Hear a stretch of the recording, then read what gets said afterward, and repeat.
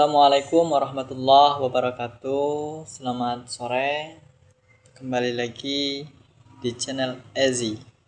Pada kali ini saya akan menjelaskan presentasi tentang analisis butir soal dalam evaluasi pembelajaran. Pada mata kuliah evaluasi pembelajaran yang terhormat Bapak Jawasi MPD untuk memenuhi tugas UAS saya.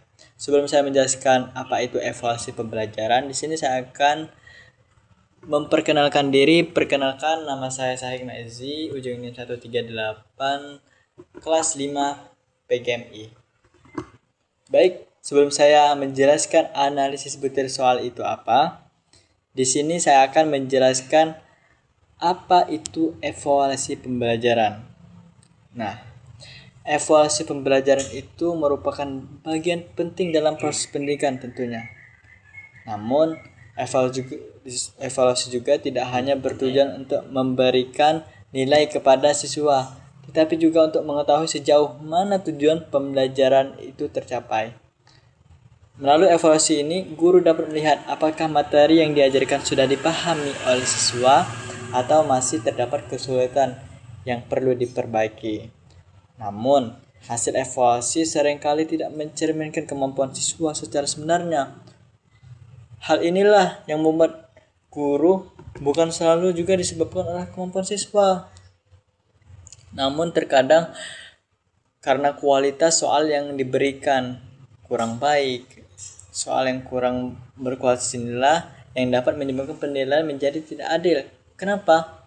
Karena ada soal yang terlalu mudah sehingga semua siswa dapat menjawab dengan benar. Dan di sisi lainnya ada soal yang terlalu sulit sehingga semua siswa hampir tidak bisa mampu menjawabnya. Nah, terkadang kondisi seperti inilah yang membuat hasil evaluasi itu tidak dapat digunakan sebagai gambaran kemampuan siswa yang sebenarnya. Oleh karena itu, diperlukanlah suatu cara untuk menilai dan memperbaiki kualitas soal itu, yakni melalui analisis butir soal. Di sini tadi sudah saya menjelaskan tentang evaluasi pembelajaran. Selanjutnya saya akan menjelaskan apa itu analisis butir soal. Nah, analisis butir soal itu adalah proses menilai kualitas setiap butir soal berdasarkan data hasil jawaban siswa itu. Analisis inilah dilakukan setelah soal digunakan dalam evaluasi, seperti ulangan harian atau ujian. Kalau ujian ini kan seperti kalau dalam evaluasi itu adalah evaluasi sumatif atau evaluasi akhir di ujian semester atau setengah semester. Nah, melalui analisis inilah guru dapat mengetahui apakah suatu soal itu sudah berfungsi dengan baik sebagai alat ukur kemampuan belajar atau justru perlu diperbaiki. Dengan kata lain, analisis butir soal membantu guru juga memastikan bahwa soal yang digunakan benar-benar dengan tujuan pembelajaran, benar-benar sama dengan tujuan pembelajaran. Tujuan utama dari analisis butir soal ini adalah untuk meningkatkan kualitas evaluasi pembelajaran. Melalui analisis ini, guru juga dapat menentukan soal mana yang layak digunakan kembali, soal mana yang perlu direvisi, dan soal mana yang sebaiknya harus diganti.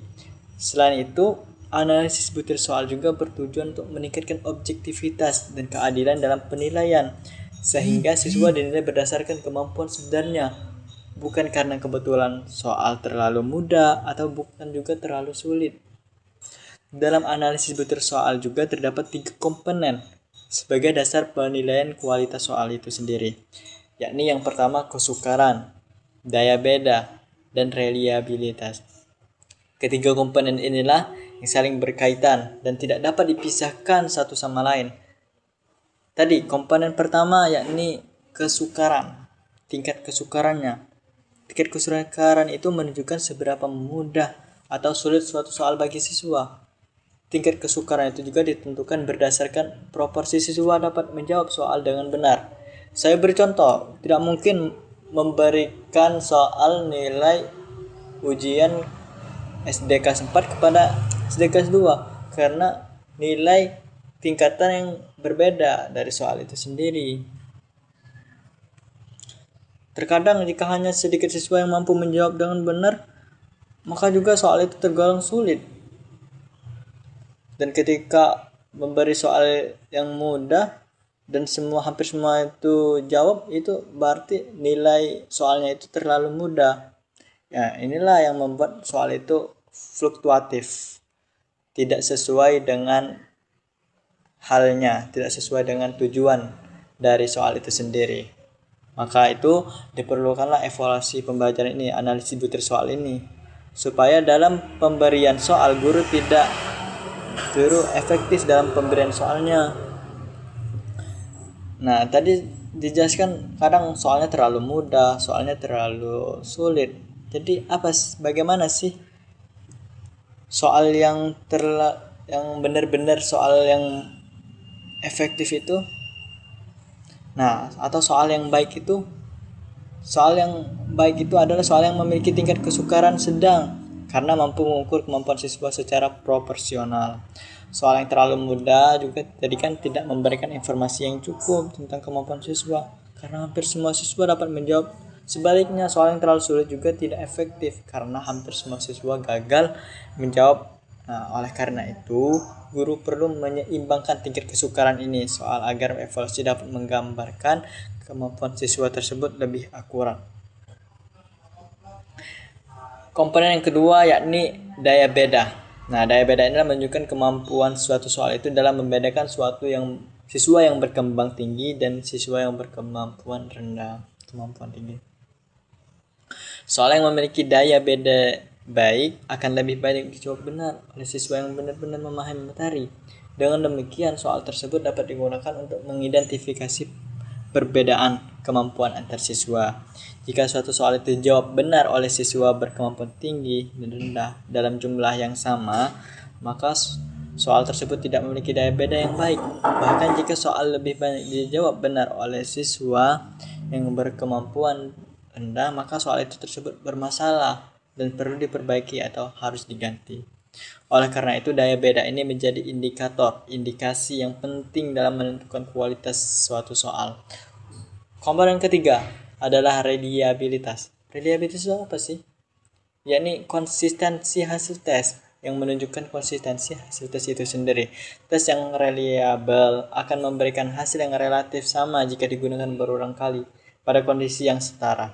Artinya, hasil evaluasi dapat dipercaya dan digunakan sebagai dasar pengambilan keputusan dalam pembelajaran. Jika suatu tes memberikan hasil yang sangat berbeda ketika digunakan kembali, maka tes itu tersebut tidak reliabel dan hasilnya tidak dapat dipercaya. Karena reliabilitas itu sangat penting berkaitan dengan kepercayaan terhadap hasil evaluasi, integritas.